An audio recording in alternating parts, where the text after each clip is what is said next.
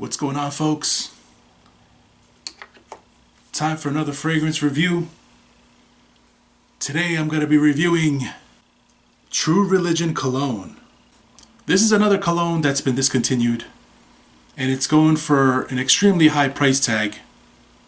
Well, high meaning it's going for over $100 on eBay and everywhere else because it's been discontinued. So I guess it's kind of hard to find now, hence the high price tag. I know it's kind of a late fall cool evening right now, and this is probably not the ideal fragrance to be wearing in this weather because it's a freshie. I just sprayed 8 sprays of this cologne. 2, 2, 2, 2, 2, 2, 2, 2. I got 8 sprays on me, so I sprayed on a generous amount. Right off the bat, it smells very fresh. It has some citrusy freshness, some greens. A green citrusy freshness. It's a nice fresh opening. It just feels like a low-key, fresh scent. Nothing overpowering at all over here. It's not really strong. So that's my first impression. I believe the perfumer that mixed this together, I think the perfumer was Christian Audigier, the same guy who did the most of the Ed Hardy stuff. You know, I'm kind of familiar. I have that Love and Luck by Ed Hardy. There is like a slight similarity in a sense where it kind of has the same strength and potency of Ed Hardy's Love and Luck, which is kind of not that much. Which is kind of also a really nice smelling, fresh, but also weak performing cologne.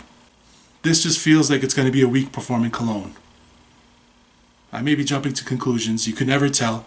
Maybe it'll hang in there and maybe it'll last a long time. But it seems like it's going to be weak. It just seems like a weaker, low-key scent right now. But it's really nice. Refreshing and fresh. There's some masculine notes in there. I smell like a patchouli, and I smell some wood, like a woody patchouli, and a really fresh citrus and greenness on top. That's the opening. We'll see how it performs, and I'll check back later. Okay, it's time for some final thoughts on True Religion. This fragrance, I believe, came out in 2009. As far as the performance goes, it's acceptable. The performance is acceptable. It's not great.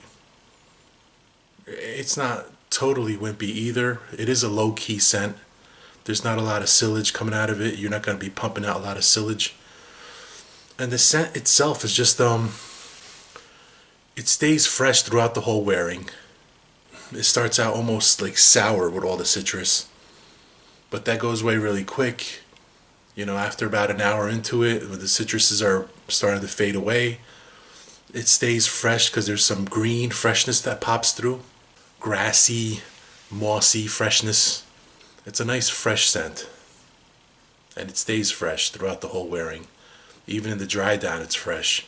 It smells very 90s. It almost smells aquatic, but it doesn't say there's any aquatic notes in it. But there's some watery notes, definitely. It smells almost watery and aquatic, kind of like cool water. It's not attention grabbing at all. It's a low-key scent. You're gonna smell nice. It's there's nothing cloying about it. You know, you could really spray it as much as you want. It's very safe. It's a very safe cologne. You know, you could wear it to work. You could wear it pretty much anywhere. It's more of a summer scent than anything because it's a freshie. You're not going to get attention with it. This is one of those scents that if you want to like just blend into a crowd and not really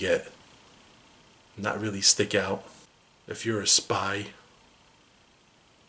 like if you're James Bond, you'd probably wear this because it would make you kind of just blend in.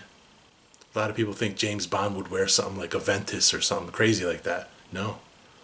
I think James Bond, if he's a good spy, he would wear True Religion because he would want to just blend in and not cause a big amount of attention drawn to him because he is a spy, you know.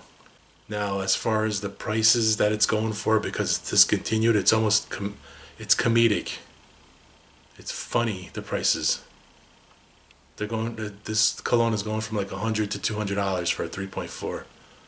I mean, for the average person that works for his money, I don't think it's a good value.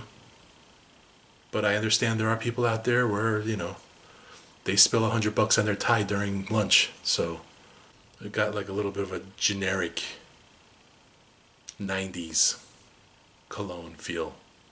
Smells kind of like Aqua di Gio, but not really. Kind of like Cool Water, but not really. It smells kind of like Aspen, but not really. And it smells kind of like CK1, but not really. That's all I got. Thanks for watching. I'll smell you later.